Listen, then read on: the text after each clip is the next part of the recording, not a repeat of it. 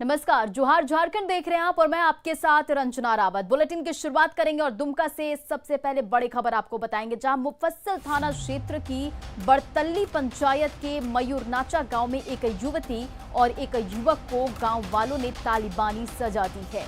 युवक और युवती को गांव वालों ने नंगा कर पूरे गांव में घुमाया। तो दुमका से आपको बड़ी खबर बता रहे हैं। बताया जाता है कि दोनों के बीच अवैध संबंध था। इस खबर के बाद गांव वालों ने दोनों को 3 दिन तक बंधक बनाकर रखा, फिर तीसरे दिन तालिबानी सजा दी। पुलिस के डर से देर रात ग्रामीणों ने दोनों को छोड़ दिया और दोनों पुलिस ने न्याय की गुहार लगा रहे हैं।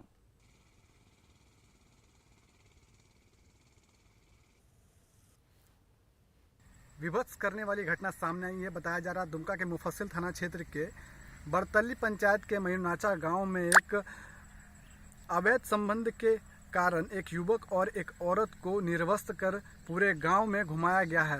यह विवस्त करने वाली तस्वीर भी सामने आई है और घटना में बताया जा रहा है कि गांव के ही सभी आरोपी हैं, जिसे अवैध संबंध को लेकर तकरीबन 3 दिन से दोनों युवक और जो औरत है उसे बंधक बनाया गया था। बंधक बनाने के बाद कल जब उन लोगों ने विरोध किया, विरोध करने के बाद ये कहा गया कि ग्रामीणों के द्वारा कि चलो तुम लोगों को छोड़ देते हैं, इसको लेकर बाहर लाया गया और निर्वस्त्र कर पूरे गांव में घुमाया गया। इसको लेकर दोनों मुफस्सिल थाना देर रात पहुंचे और न्याय की गुहार लगा रहे हैं। और हम आपको यह भी बता देना चाहेंगे कि अभी तक किसी की भी गिरफ्तारी नहीं हो पाई है और वीडियो जब सामने आया इसको लेकर कई सारी प्रतिक्रियाएं भी आ रही हैं कि इस तरह की घटना अक्सर दुमका ज़िले में देखने को मिल रही है। दुमका से न्यूज़ 18 के लिए नितेश कुमार। अगली खबर साहेबगंज से है। साहेबगंज के राजमहल थाना क्षेत्र के सरकंडा में एक महिला और एक युवक की पिटाई का वीडियो वायरल हो रहा है। तस्वीरों में आप साफ देख सकते हैं कि रस्सी से बंधा हुआ युवक गिरा हुआ है और उसी के पास एक महिला की पिटाई भी की जा रही है। बार बार महिला को धक्का दिया जा रहा है और उसे उस युवक के पास धकेला जा रहा है। आसपास बहुत सारे लोग भी मौजूद आपको इस तस्वीर में दिख रहे होंगे, लेकिन कोई महिला को बचाने के लिए आगे नहीं आ रहा है। कुछ लोग अपने मोबाइल से इस पिटाई की तस्वीरें भी लेते हुए दिख रहे हैं और बताया जा रहा है कि लोगों ने उस महिला को उस युवक के साथ आपत्तिजनक हालत में देखा था। महिला 4 बच्चों की मां है। युवक के साथ महिला को आपत्तिजनक हालत में पकड़े जाने पर लोगों ने पहले युवक की जमकर पिटाई की और पिटाई से युवक बेहोश हो गया। उसके बाद लोगों ने महिला की भी जमकर पिटाई की और बताया जा रहा है कि महिला और युवक के बीच 3-4 साल से प्रेम संबंध है। महिला और युवक की पिटाई की सूचना थाना प्रभारी प्रणीत पटेल मौके पर पहुंचे और दोनों को थाने ले गए। महिला का किसी पड़ोसी से अवैध संबंध था। वो महिला और वो पड़ोसी घर में कमरे में बंद थे। इसको लेकर उसका पति और उसके परिवार के लोग आपत्ति व्यक्त कर उसके साथ मारपीट की घटना की है। राजमहल थाना में प्राथमिकी दर्ज की गई है और जिन लोगों को नामजद बनाया गया है उसके विरुद्ध छापामारी का निर्देश दिया गया है। छापामारी की जा रही है, गिरफ्तारी सुनिश्चित की जा रही है। जमशेदपुर के बोड़ा में भीषण सड़क हादसा हुआ, जहां पिकअप वैन के पलटने से 2 मजदूरों की मौत हो गई, जबकि हादसे में करीब 1 दर्जन मजदूर घायल हो गए। वैन में करीब 25 से 30 मजदूर सवार थे। सभी अपने गांव से काम के लिए टाटा जा रहे थे और तभी ये दर्दनाक हादसा हुआ। 7 घायलों को जमशेदपुर MGM लाया गया है, जबकि बाकी को बोडाम अस्पताल में इलाज के लिए भर्ती करवाया गया है।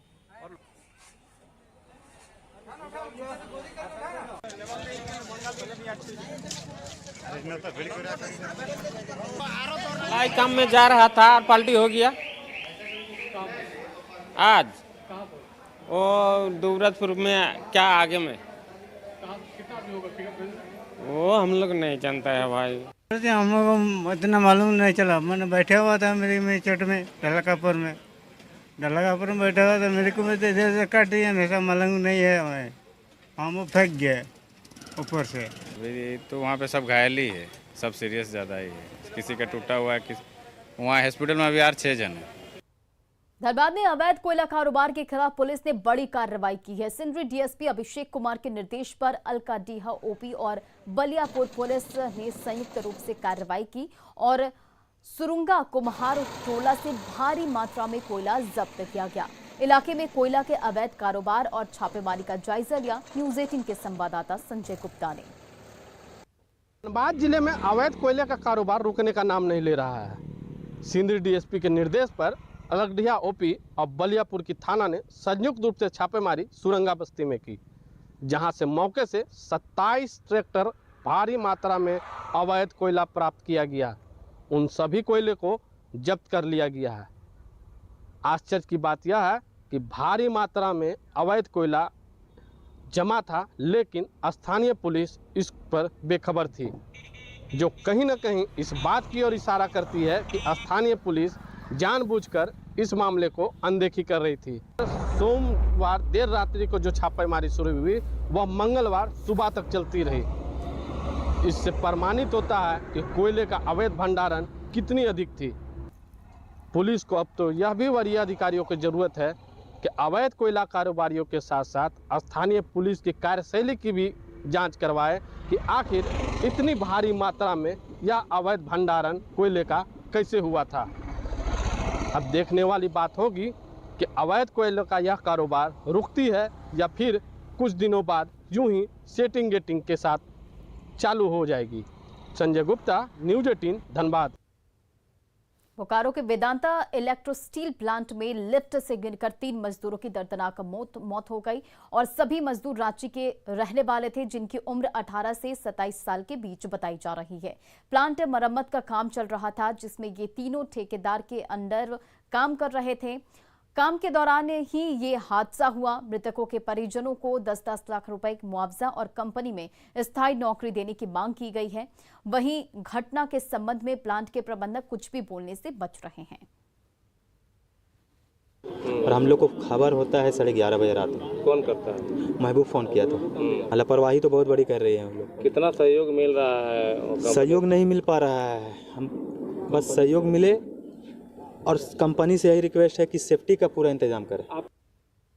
चतरा पुलिस ने गौ तस्करी का पर्दाफाश किया है। सिमरिया थाना क्षेत्र के बगरा चतरा मुख्य मार्ग से 6 ट्रकों को बरामद किया गया है, जिसमें से कुल 103 गाय ठूस कर लादे हुए थे।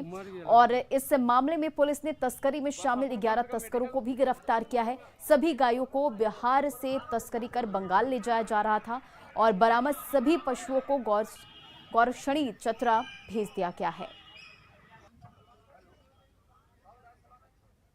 उस दौरान 6 वाहनों को, जानवर लदा वाहनों को पकड़ा गया है। अभी जांच कर अग्रतर कार्रवाई की जा रही है। हाँ, लिया गया है कुछ लोगों को हिरासत और कुछ लोगों को पकड़ने का प्रयास कर रहे हैं। इधर झारखंड चैम्बर चुनाव के आज तीसरे दिन मतदान जोरों पर है। नई कार्यकारिणी को लेकर चल रहे 3 दिनों के चुनाव का आज आखिरी दिन है, जहां 999 मतदाताओं के वोट डालने की व्यवस्था की गई है। मतदान सुबह 10 बजे से शाम 6 बजे तक चलेगा। इसके बाद वोटों की गिनती भी की जाएगी।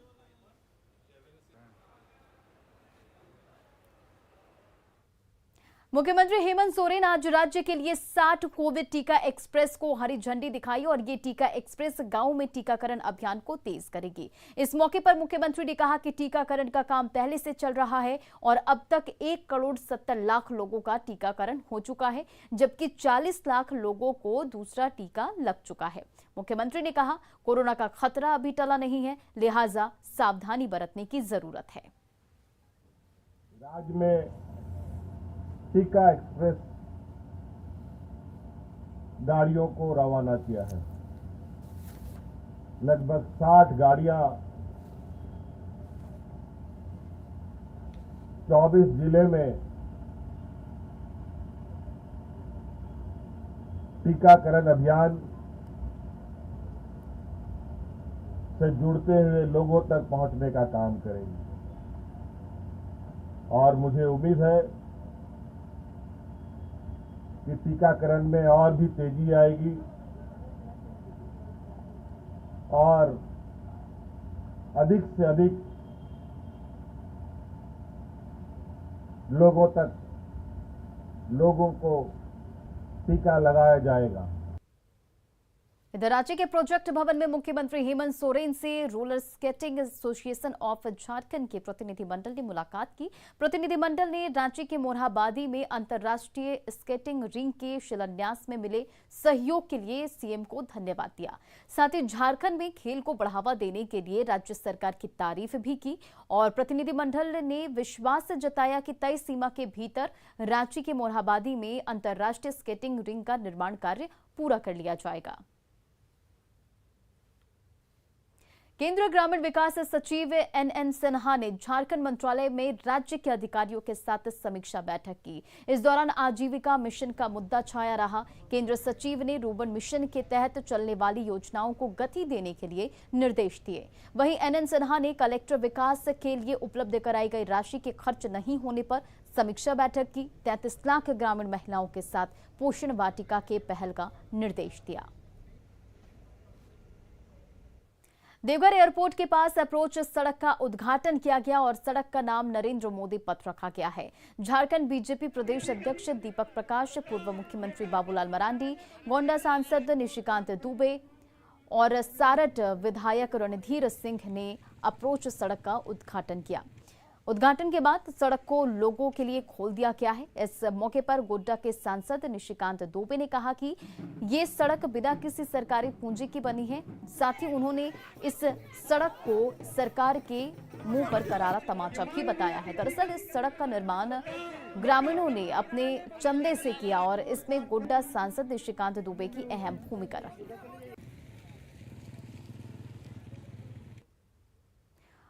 और इस पर अधिक अपडेट के साथ सहयोगी गौरव झा हमारे साथ जुड़ गए हैं। गौरव, क्या कुछ इस पर अधिक जानकारी है? जी, हम आपको बता दें कि जिस तरीके से कि आज सड़क का उद्घाटन हुआ है, लगातार जितने भी गणमान्य आए थे उद्घाटन के लिए, चाहे वो दीपक प्रकाश हो, बाबूलाल मरांडी हो, सांसद निशिकांत दुबे हो या सारठ के विधायक रणधीर सिंह हो, सभी ने यहाँ पर राज्य सरकार पर निशाना साधा है और साफ तौर से कहा है कि सरकार अगर कोई काम नहीं भी करना चाहे तो भी उसे जनता कर दिखाती है और उसका ये प्रमाण है, जिसका कि आज उद्घाटन देवघर के एयरपोर्ट के बाहर जो अप्रोच सड़क है उस पर किया गया है। और सड़क का नाम भी हम आपको बता दें कि प्रधानमंत्री के नाम पर सड़क का नाम रखा गया है, नरेंद्र मोदी पथ इस सड़क का नाम दिया गया। जी गौरव, जैसे सड़क का निर्माण ग्रामीणों ने अपने चंदे से किया, ये बहुत बड़ी बात है। जी, इस चीज का उल्लेख आज वहाँ निशिकांत दुबे ने भी किया और तमाम जो जनप्रतिनिधि आए थे या गणमान्य आए थे उन्होंने भी कहा और इसी चीजों को लेकर उन्होंने ये भी कहा है कि राज्य सरकार ने इसके फाइलों को अटका कर रखा था और उसी वजह से सड़कें नहीं बन रही थी, तो ग्रामीणों के सहयोग से सड़क को पूर्ण किया गया है। जी गौरव, तमाम जानकारियों के लिए शुक्रिया। ये दिखाता है कि जनता यदि चाह ले तो सरकार का कोई बहुत मतलब नहीं। सरकार अपने श्रमदान से भी कहीं भी कुछ भी कर सकता है और ये रोड बनकर जो है सरकार के मुंह पर तपास है। महिला विरोधी है, किसान विरोधी है, आदिवासी विरोधी है और रोजगार विरोधी सरकार है। हमारे सभी सम्मानित नेता आदरणीय बाबूलाल मरांडी जी, दीपक प्रकाश जी, पति वर्मा जी, आदरणीय निशिकांत दुबे जी। सरकार नहीं चाह रही थी क्या? नहीं, सरकार अगर चाहती तो फाइल को लटका के नहीं रखती। 1 साल तक फाइल को लटका के रखी और एयरपोर्ट रोड की एयरपोर्ट का काम रुका हुआ था, एयरपोर्ट बनकर तैयार हो गई। अब आने वाले समय में इसका जरूर उद्घाटन होगा और यहाँ से लोग उड़ान भर पाएंगे और देश विदेश से लोग यहाँ पे बाबा का दर्शन करने के लिए आ पाएंगे और यहाँ के राज्य का इसको टूरिज्म के माध्यम से राज्य को आय बढ़ेगी और राज्य को लोगों को डेवलपमेंट होगा। और आपको बड़ी खबर बता दें कि लैंगिक भेद खत्म करने के लिए बड़ी पहल की गई है। महिलाओं के लिए रिलायंस फाउंडेशन की ये पहल है। रिलायंस फाउंडेशन और यूएसएड की बड़ी पहल, जहां अमेरिकी अंतर्राष्ट्रीय विकास एजेंसी है यूएसएड और WGDP women connect challenge launch लैंगिक डिजिटल विभाजन खत्म करने के लिए ये बड़ी पहल है। आपको बता दें, रिलायंस फाउंडेशन ने दिया है 8 करोड़ 50 लाख का अनुदान। 17 राज्यों की 3 लाख से ज्यादा महिलाओं और लड़कियों को इसका फायदा मिलेगा। महिलाओं को व्यापार में जल्द ज्यादा मौके मिलेंगे और इस पर काम भी होगा। महिलाओं के उत्थान के लिए रिलायंस फाउंडेशन ने करीब 8 करोड़ रुपए दिए हैं और सशक्तिकरण की पहल में 10 संस्थाओं का योगदान है।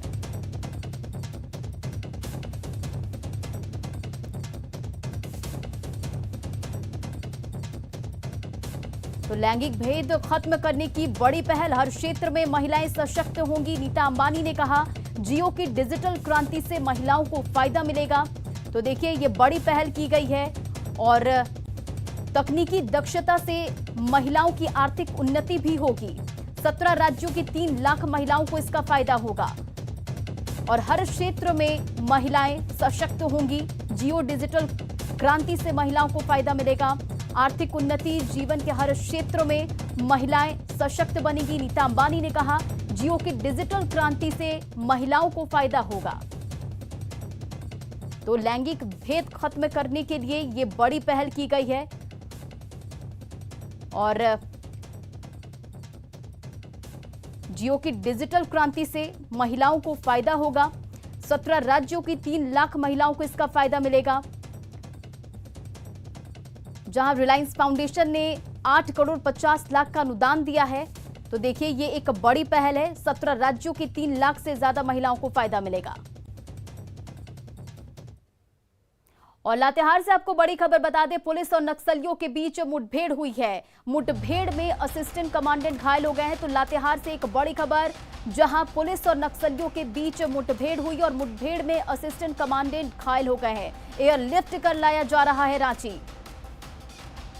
तो देखिए लातेहार से आपको बड़ी खबर बता रहे हैं, जहां पुलिस और नक्सलियों के बीच मुठभेड़ हुई है और मुठभेड़ में असिस्टेंट कमांडेंट घायल हो गए हैं। और आपको बता दें कि एयरलिफ्ट कर लाया जा रहा है रांची। इस वक्त की बड़ी खबर लातेहार से, जहां पुलिस और नक्सलियों के बीच मुठभेड़ हुई है और इस मुठभेड़ में असिस्टेंट कमांडेंट घायल हो गए हैं। और साथ ही ये भी खबर है कि एयरलिफ्ट कर रांची लाया जा रहा है।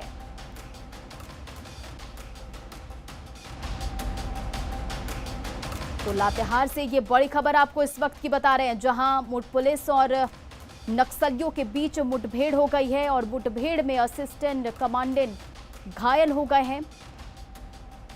और इस पर अधिक जानकारी के साथ ओम प्रकाश हमारे सहयोगी है। ओम प्रकाश, सबसे पहले बताइए कि क्या कुछ इस पर अधिक जानकारी है। जी, बता दें कि लातेहार जिले में ये पूरा मुठभेड़ हुआ है। नक्सलियों और पुलिस के बीच ये पूरा मुठभेड़ हुआ है। एक जवान के घायल होने की सूचना है। हालांकि ये अभी स्पष्ट नहीं हो पा रहा है कि घायल कौन हुआ है, लेकिन जो जानकारी हमें सूत्रों के हवाले से मिल रही है कि अभी जो जवान घायल हुए हैं उन्हें एयरलिफ्ट कर रांची लाया जा रहा है बेहतर इलाज के लिए। आपको बताना चाहेंगे कि जिस तरह से गृह मंत्री अमित शाह से पिछले दिनों नक्सल को लेकर बैठक हुई थी, उसके बाद पुलिस एक नई रणनीति के तहत उग्रवादियों और नक्सलियों पर नकेल करने को लेकर अभियान चला रही है। उसी अभियान का ये हिस्सा था कि जैसे ही पुलिस सर्च ऑपरेशन के दरमियान पहुंचती है, उन पर नक्सलियों के द्वारा फायरिंग कर दी जाती है और उसी फायरिंग में एक जवान जो है वो घायल हो गया है और उसे एयरलिफ्ट कर रांची लाया जा रहा है। जी ओम प्रकाश, देखिए पुलिस और नक्सलियों के बीच मुठभेड़ हुई है, ये तो खबर है कि मुठभेड़ में असिस्टेंट कमांडेंट घायल हुए, लेकिन क्या इसमें कोई नक्सलियों के मारे जाने की कोई कुछ खबर है? जी, फिलहाल अब तक कोई नक्सली के हताहत होने की पुख्ता सूचना नहीं मिली है। दोनों तरफ से गोलीबारी जारी है और जब गोलीबारी खत्म होगी और उसके बाद इलाके को सैनिटाइज किया जाएगा, सर्च ऑपरेशन चलाएगा, उसके बाद ही पुलिस इस विषय पर कुछ कहने की बात कर रही है। पूरे अधिकारी, अगर कहा जाए तो पुलिस मुख्यालय भी इस मामले को लेकर गंभीर और पूरी तरह से जो ये पूरा मुठभेड़ हुआ है, ये पूरा ऑपरेशन चल रहा है, उस पर वरीय अधिकारियों की पैनी नजर है। लगातार स्ट्रेटेजी बनाई जा रही है कि किस तरह से नक्सलियों को वहां पर डोमिनेट किया जाए और इलाके पर पुलिस जो है वो कब्जा जमाने का प्रयास कर रही है। नक्सलियों को हालांकि दोनों तरफ से अभी भी फायरिंग की सूचना मिल रही है। अब देखना होगा कि थोड़ी देर पुलिस मुख्यालय के द्वारा इस पर क्या कुछ कहा जाता है और कितने नक्सलियों के घायल होने की सूचना है या फिर मारे जाने की बातें सामने आ सकती है। जी ओम प्रकाश, देखिए क्या ये मुठभेड़ जो हुई है, क्या पुलिस ने ये जो कार्रवाई की है, क्या वो पहले से प्लान्ड था या फिर क्या कुछ है, इसके बारे में भी जानकारी दीजिए। जी, बता दें कि पुलिस लगातार सर्च ऑपरेशन जो है नक्सलियों पर दबाव और उन्हें डोमिनेट करने के लिए लगातार चला रही है। उसी सिलसिले में टीम पर जो सर्च अभियान चला रही थी उस पर फायरिंग की घटना हुई है।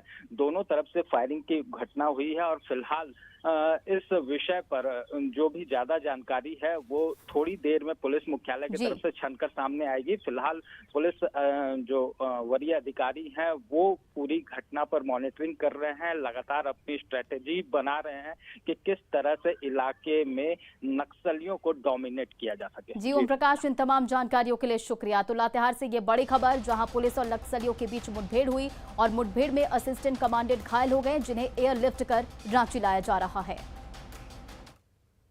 इधर लोहरदगा जिले में समाज कल्याण विभाग द्वारा कार्यक्रम आयोजित की गए, जिसमें राज्य के वित्त मंत्री रामेश्वर उरांव भी शामिल हुए और राष्ट्रीय पोषण माह योजना का शुभारंभ किया। कुपोषित बच्चों के बेहतर उपचार और उन्हें पोषण उपलब्ध कराने को लेकर इस योजना की शुरुआत की गई है।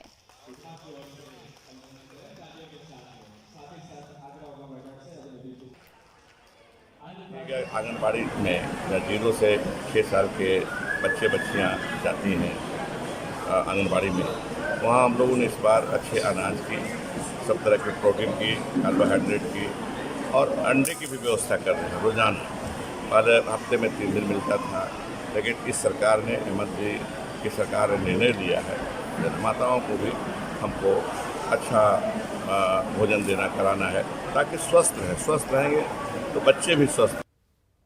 इधर जामताड़ा में उपभोक्ताओं के हितों की रक्षा करने वाला जिला उपभोक्ता विवाद निवारण आयोग में अध्यक्ष और सदस्यों के पद खाली हैं, जिसके कारण पिछले 6 महीने से कोर्ट में सुनवाई नहीं हो रही है। 18 महीने से अध्यक्ष का पद खाली है, वहीं सदस्यों के दोनों पद भी खाली हैं। आयोग में अध्यक्ष और 2 सदस्य होते हैं, लेकिन अध्यक्ष राम नरेश मिश्रा का कार्यकाल 10 मार्च 2020 को ही पूरा हो गया है।